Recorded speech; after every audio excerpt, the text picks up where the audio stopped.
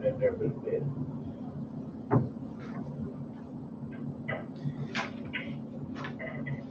Or can you text John? You have his number. Not sure.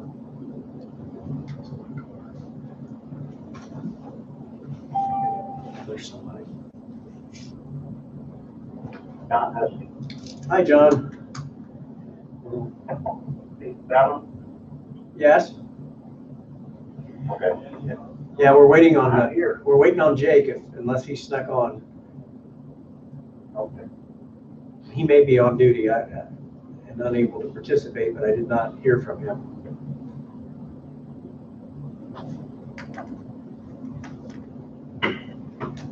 Well, it is 11 o'clock, our advertised start time, so I'm going to go ahead and call the meeting to order and begin for the record by stating that we are having this message or this meeting by teleconference due to the public health crisis and emergency declaration given by the governor that allows us to have a meeting this way and also asks us not to gather in large groups. So we're gonna roll with the punches, and we're gonna conduct our business here today that we have deemed to be essential business to keep some projects moving forward.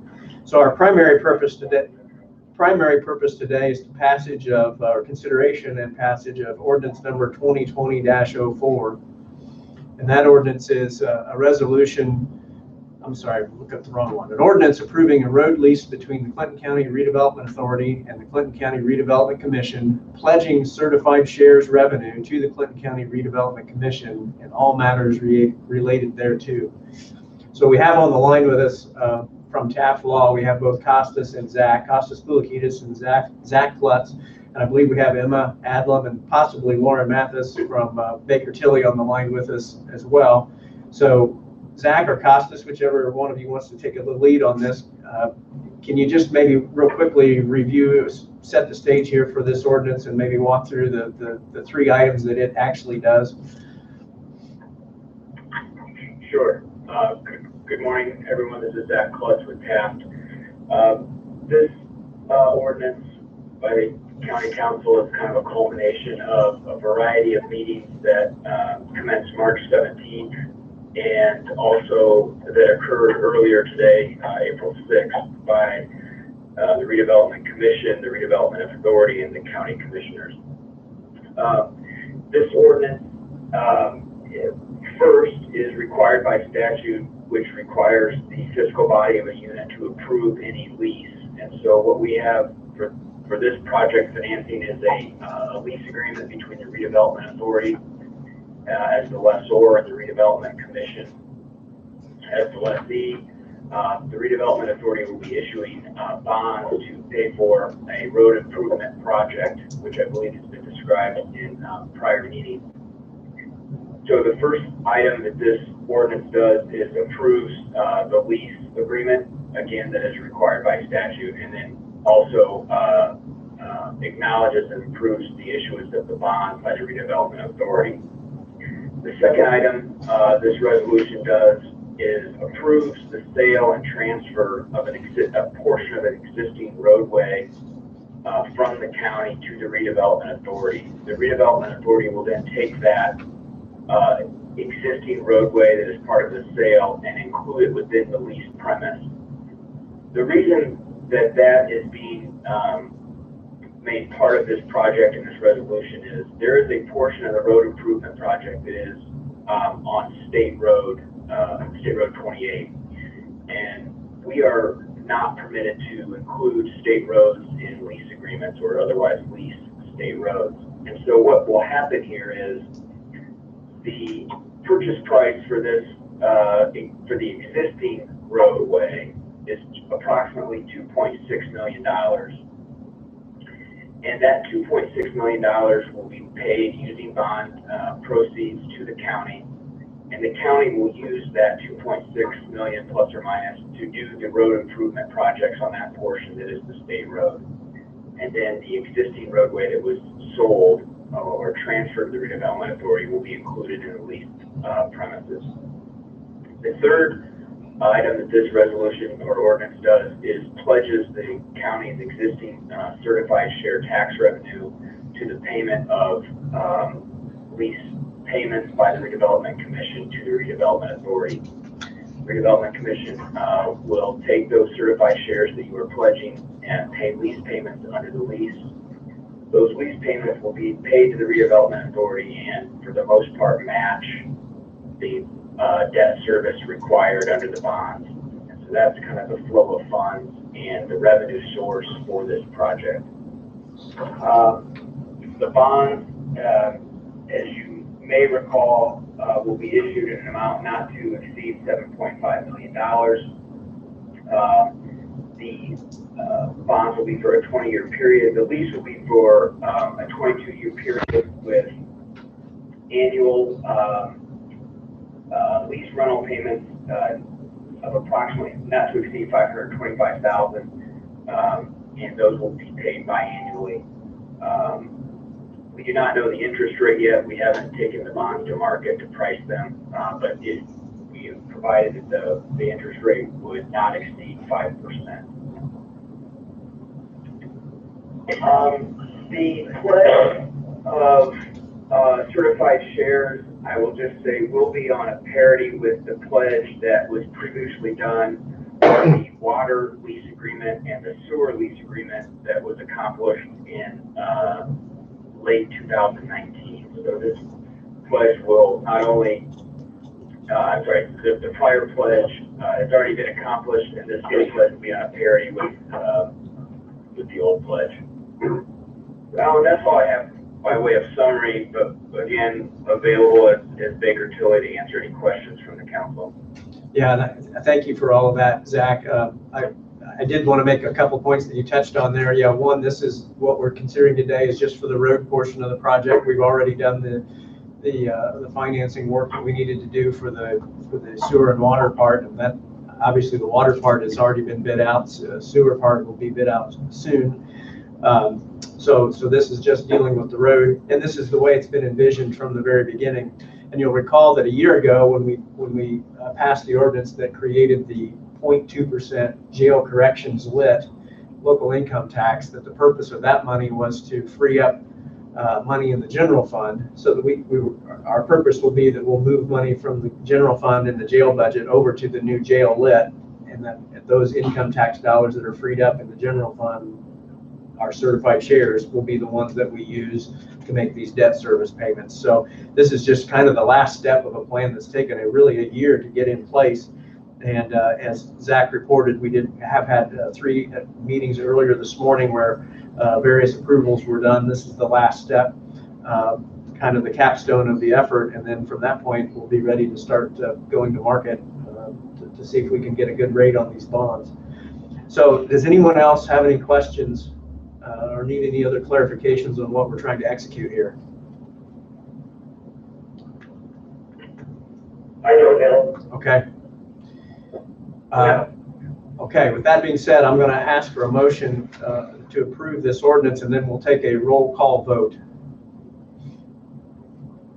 What's the ordinance number? The ordinance is 2020 what is it? 04. 04. I'll make a motion to approve the ordinance number 2020-04. Okay, I have a motion from Clark. Second. Well, I think I picked Mike's voice out of there. There's 2 or 3 at the same time, and I'm going to give it to Mike. So I've got Mike Hensley with the second. So I've got a motion and a second. I don't believe there's any, we've already established no one else had any other questions. So this is an ordinance approving a road lease between the Clinton County Redevelopment Authority and the Clinton County Redevelopment Commission, pledging certified share revenue to the Clinton County Redevelopment Commission and all matters related thereto. So Brett, with that, I'm going to ask you to call the roll, and we'll vote one at a time. Ron? Yes.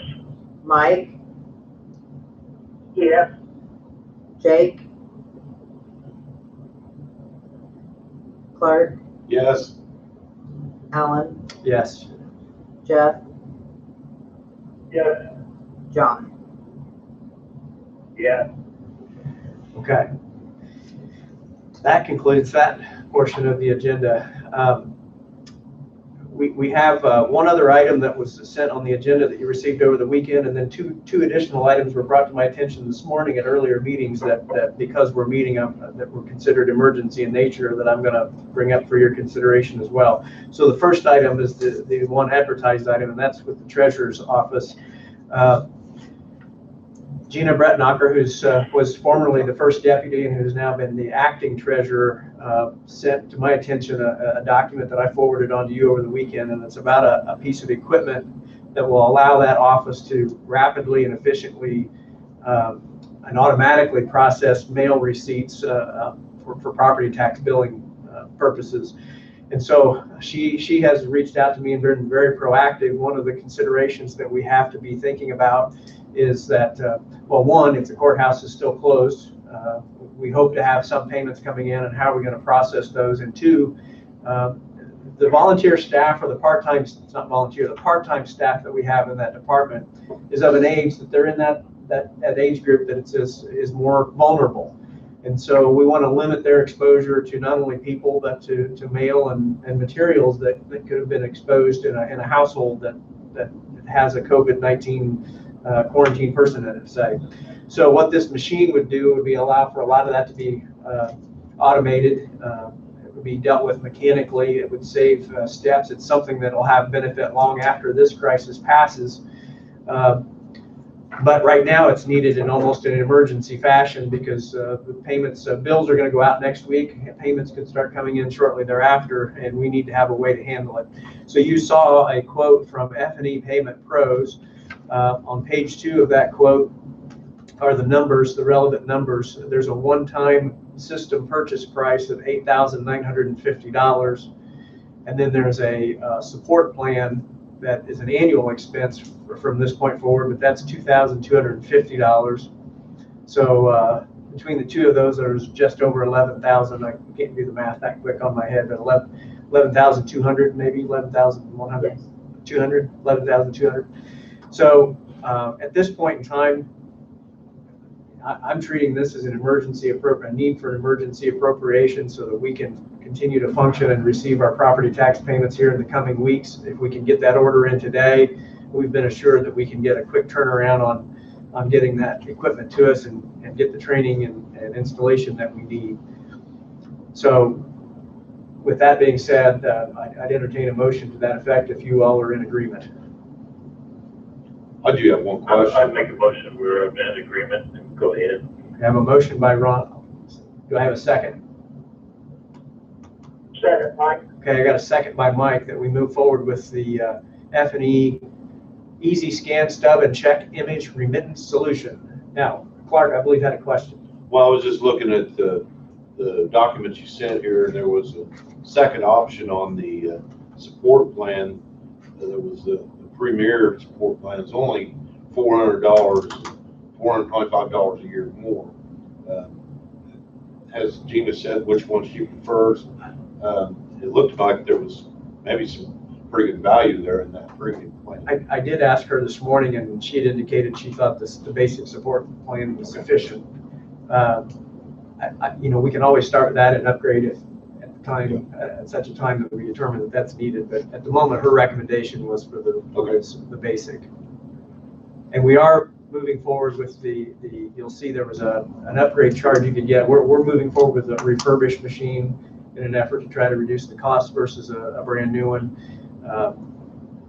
So we're trying to do this as inexpensively as possible, but get her the help she needs as quickly as possible. So I had a motion and a second. Do I have any other questions or need for clarification? I don't really, Alan. This is John. The only thing I see is that on the contract itself, it says on the first line, Adams County. Page. Yes, exactly right. And we caught that, and I believe the one that Gina has now is corrected. Okay. If you see on the back page where the signature is, it was correct. It said Clinton County, but so I think we're okay there. All right, Brett, I'll call for a roll call vote. Mike, Yes. Jake, Clark, Yes. Alan, Yes. Jeff, Yes. Ron, Yes. John. Yes. Okay, that motion carries 6-0. Along those same lines, I was reached out to by the commissioners this morning, and they are making an additional request for an extra $10,000 that we would put in the commissioner's budget for COVID-19 supplies, and that they're continuing to have to battle with governments all over the nation for trying to get personal protection equipment and basically things that may not even be envisioned right now, but they wanted to have a supplies line item so that as they needed to get more masks, gowns, things like that, they had a line item in their budget to do so. So the request was for $10,000. This would be in the commissioner's budget. It would come out of the county general cash balance is what their request is. So again, given the emergency declaration by the governor and the emergency status declared in Clinton County, and that this is directly related to the response of that emergency, I think that we can approve that today under the emergency process without having been advertised. So I'd entertain a motion to approve that if you all are in agreement. I make a motion to approve the $10,000. Okay, I have a motion by Jeff to approve $10,000 for COVID-19 response in the commissioner's budget. Do I have a second? Second. I think I had Mike again with that second. So Brett again with the roll call vote, if you would. Mike, Yes. Clark, Yes. Alan, Yes. Jeff, Yes. Ron, Yes. John. Yes. Okay, that motion also carries 6-0. One other item came up at the commissioners meeting before us that requires council consent, and that is with regard to the treasurer's position. There's been a delay, or it has been decided to delay the caucus meeting that would be called to appoint the successor to Carol Bartley. Gina Bratnacher has been serving as the former first deputy. She's been serving as acting treasurer. That the commissioners today appointed her with the title of chief deputy. By doing so, that makes her eligible to receive the treasurer's salary rather than the first deputy's salary if we consent to that. So I believe that's right. She's handling the full brunt and the full load of that office right now, and I believe she deserves the treasurer's salary. So I'd like to have a motion that the council would support that the chief deputy position receive the treasurer's salary until such time that a permanent treasurer is selected. I'll make a motion, this is Mike, that we go in and receive, have Gina receive the chief deputy position with the salary of the treasurer. Okay, I have that motion by Mike, very well stated. Do I have a second?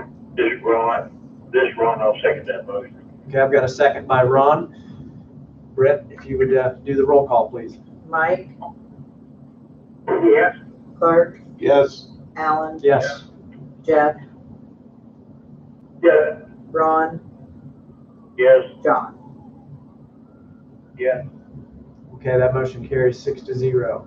With that, we have covered everything in our meeting for today. I'll reminder that we do have our regularly scheduled meeting next week, a week from tomorrow on the 14th.